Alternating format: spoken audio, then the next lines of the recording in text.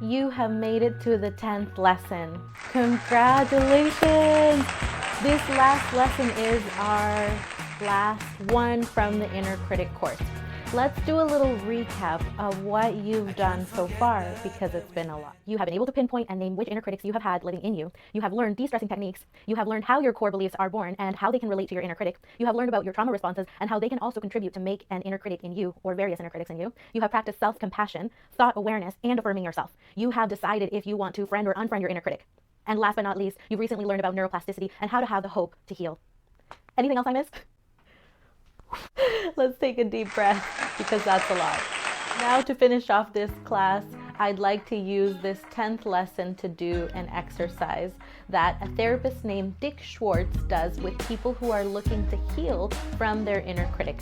Feel free to look him up on YouTube. I'm going to put my own spin on the exercise, so it won't be exactly how he teaches it. In this exercise, I will invite you to close your eyes and confront your inner critic, and let your inner critic know you'll take it from here. I'm going to be asking a series of questions as you have your eyes closed, so try to answer those questions in your head or out loud. So I'm going to get you to close your eyes. No one is around, so it's okay. This is a self-directed course. Nobody is looking at you. So you are in the privacy and safety of your own home. And you can close your eyes. Let's begin with a breathing exercise. Breathe in and out. 1, 2, 3. And in again. 1, 2, 3. And out. 1, 2, 3. Keep breathing in and out deeply. This is a way to de-escalate and bring our nervous system down. This is one of the techniques that Darshi showed you how to do. Breathe in and out. Keep your eyes closed. And I want to take you back to the beginning of the course. How did you feel about your inner critic? Were you angry with it? Was it driving you? Did it make you feel anxious or scared? Did it make you go into a shell? Okay, now hold that thought on how you felt about it before. Where did you used to feel your inner critic? Sometimes we feel our inner critics in our bodies, like in our head, which might turn into a headache when the critic gets really bad. I feel mine in my chest and sometimes at the pit of my stomach, and it feels like anxiety. Where did you feel your inner critic at the beginning of this course? How about now, 10 lessons later? Do you feel differently about your inner critic? Do you see the critic more clearly now than you did before, now that you know its name and where it came from? If you feel it in your body now, try to relax. Relax your muscles. Let any tensions leave you on your shoulders, on your neck, on your back. Let it leave you. Let it feel like your body is butter melting on toast. Just relax. Now that you're a little more relaxed, I'm going to get you to first find it or find them. Some of you were able to pinpoint more than one. And ask your inner critics, what are you afraid of if you didn't do your job of criticizing?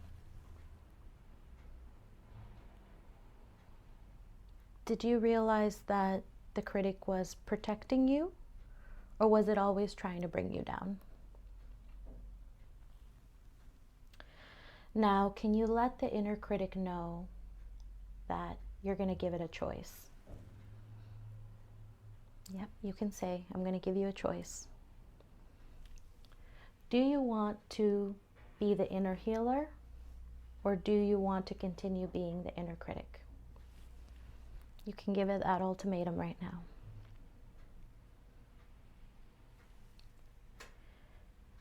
Now I'm going to talk to you, not the inner critic. You don't have to continue hosting the inner critic if it chooses the inner critic. You can shake its hand and say, thank you, but I'll take it from here. If it wants to be the inner healer, let it know you're still going to be the driver, even if it's going to choose to be the inner healer.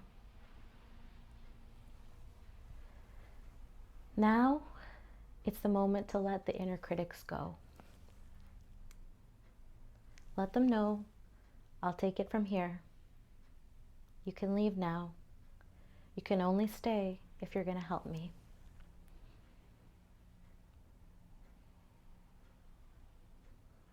Let them know that confidently.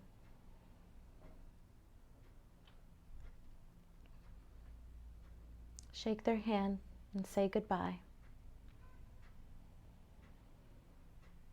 Let them know you'll only keep them if they're going to help heal you, not criticize you. That's you putting a boundary down.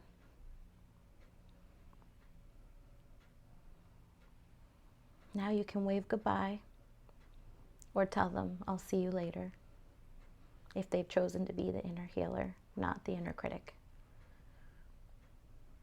Okay. I'm going to invite you to open your eyes again and breathe in. 1, 2, 3, and out. 1, 2, 3. And in again. 1, 2, 3, and out. 1, 2, 3. And in. And out. How does it feel to say goodbye to the inner critics? Is it empowering? How does your body feel? Does it feel more free, more relaxed? Remember, this isn't a magic exercise where suddenly they disappear. Sometimes it'll take a few times to do this exercise, but you'll learn to do this exercise faster. You'll have more thought and feeling awareness, just like you practice throughout the course in the charts. Sometimes an inner critic develops after our trauma and it freezes in place, and it will be more stubborn to move out sometimes or say goodbye to. But with you becoming more aware and practicing what you learned in this course, the thought awareness and the self-care and the new and positive affirmations you have, they begin washing over you, okay? And they begin helping you to say, goodbye, I'll take it from here, even if you have to do it repeatedly. Now, what do you do next? I want to encourage you to continue practicing your thought awareness. If you keep practicing, you won't need a chart anymore. You'll be able to make quicker connections to your thoughts, feelings, and decisions. This can help to catch those inner critic thoughts. I want to also encourage you to continue practicing self-compassion. This is what you need to not be so hard on yourself. Sometimes shame and guilt can keep on creeping in and make you feel that you're undeserving of compassion. Sometimes the people who are most hard on themselves are very compassionate with others. Can you relate to that? So, in order for you to practice self-compassion, we have given you a teddy bear to symbolize the inner you, not the inner critic, okay? This is gonna represent the inner you, not the inner critic, not the perfectionist, not the taskmaster, etc., etc., but the inner you. And you can use any plush toy that you pick or choose. We have given you this teddy bear to symbolize the inner you, the inner child, or the pre-trauma person, that person who needs that self-compassion. Here's some cute pictures I found that could explain why we added the teddy bear in your kit.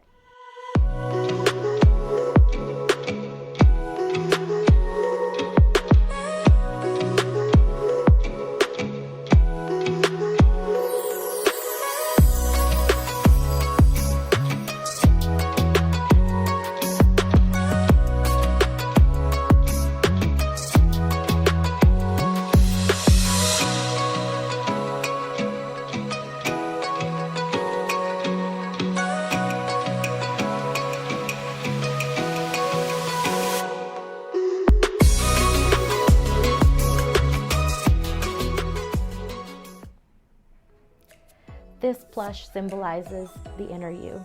It's so sweet and tender, and that's still you, even after all the crap you've been through. This teddy is a reminder of that, to treat yourself with compassion and tenderness. You don't deserve to be treated harshly by others or yourself. So love yourself and treat yourself. I hope you have enjoyed this course, and I look forward to hearing what you all have learned at your final group check-in. Take care, and God bless.